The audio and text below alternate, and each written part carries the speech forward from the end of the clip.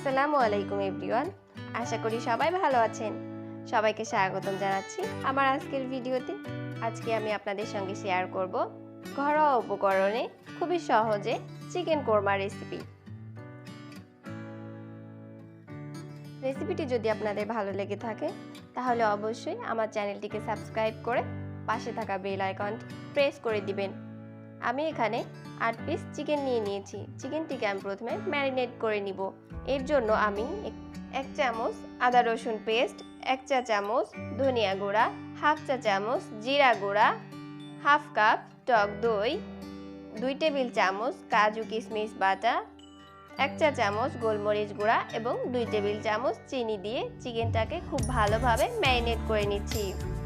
চিকেনটাকে খুব ভালোভাবে ম্যারিনেট করা হয়ে গেলে 30 মিনিটের জন্য রেখে দিব রেস্টে।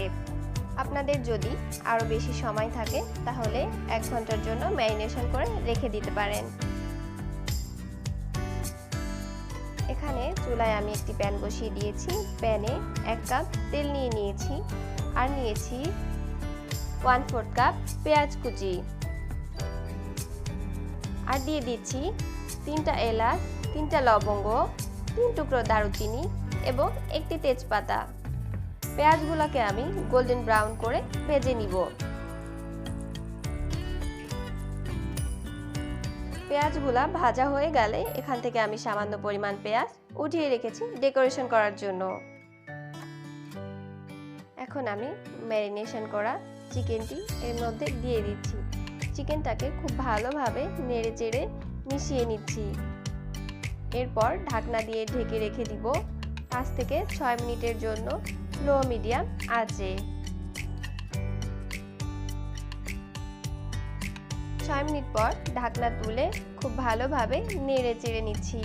পানিটি সামান্য শুকিয়ে এলে এর ভেতর আমি 1 কাপ লিকুইড দুধ অ্যাড করে দিচ্ছি। দুধটি দিয়ে খুব ভালোভাবে মিশিয়ে ঢেকে রেখে দিব 7 থেকে 8 মিনিটের জন্য চুলার লো মিডিয়াম আঁচে।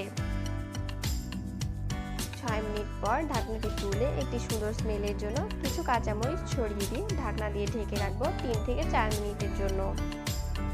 3 থেকে 4 মিনিট পর ঢাকনাটি তুলে খুব ভালোভাবে নেড়ে চেড়ে এই পর্যায়ে চিকেনটিকে নামিয়ে নিব। এখন আমি কিছু পেঁয়াজ বেরেস্তা এবং কিশমিশ দিয়ে দিচ্ছি। খুবই সাধারণ আর অল্প কিছু উপকরণ দিয়ে রান্না ভীষণ মজার চিকেন কোরমা। রেসিপিটি যদি আপনাদের ভালো লেগে থাকে তাহলে লাইক, কমেন্ট, শেয়ার করে পাশে থাকবেন।